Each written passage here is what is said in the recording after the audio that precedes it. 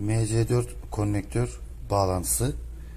MC4 konnektörleri geldiğinde şöyle set olarak gelecek. Bir artısı var kırmızı renk. Bir de eksisi var siyah renk.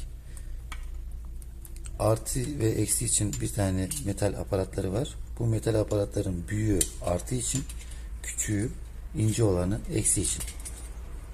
Büyük olanı artı, kırmızı için, küçük olanı eksi için. Bağlantı için şimdi şuradan kabloyu önce soyuyoruz.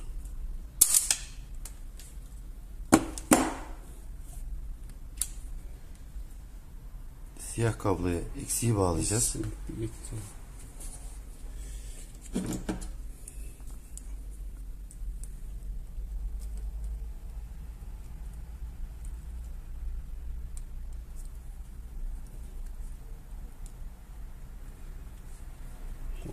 Evet, kabloyu sıkıştırıyoruz. Bir gösterelim durumunu.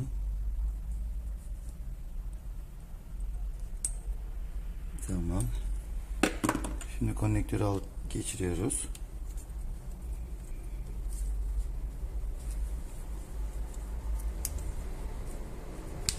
Evet, şu tık sesini burada duymamız gerekiyor. Daha sonra sıkıyoruz.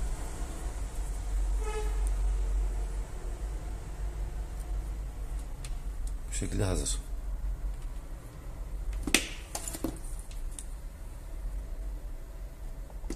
Aynı şekilde artı kabloya da, kırmızı kabloya da şu konnektörü aynı şekilde takıyoruz.